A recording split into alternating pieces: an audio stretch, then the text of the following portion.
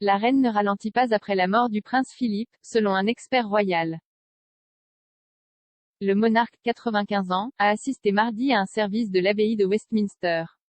Sa Majesté a utilisé une canne pour ce qui serait la première fois lors d'un événement public majeur.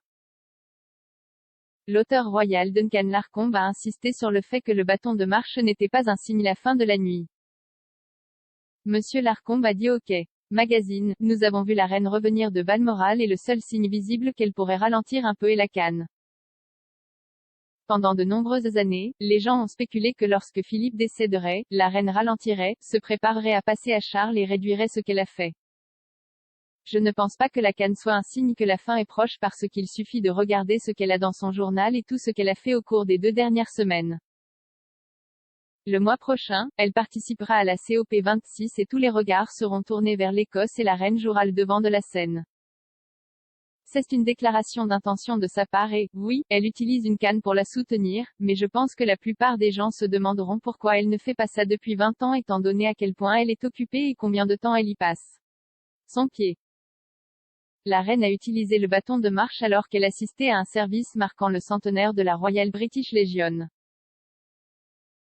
Dans un autre changement, le monarque n'est pas entré dans l'abbaye par son itinéraire traditionnel et a opté pour une promenade plus courte. Les 2 développements auraient été conçus pour le confort de la reine. L'homme de 95 ans était radieux en bleu royal pour les fiançailles royales.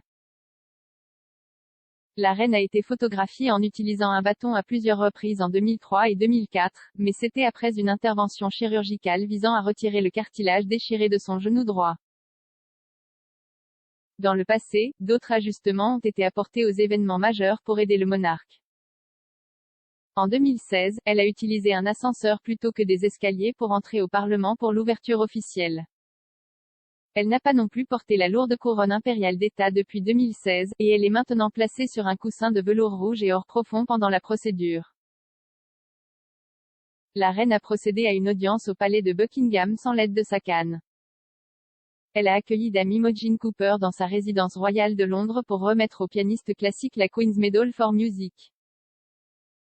Le monarque se tenait seul dans sa salle d'audience privée pour les fiançailles, examinant la médaille d'argent dans son coffret de présentation avec Dame Imogen alors qu'elle lui remettait la distinction.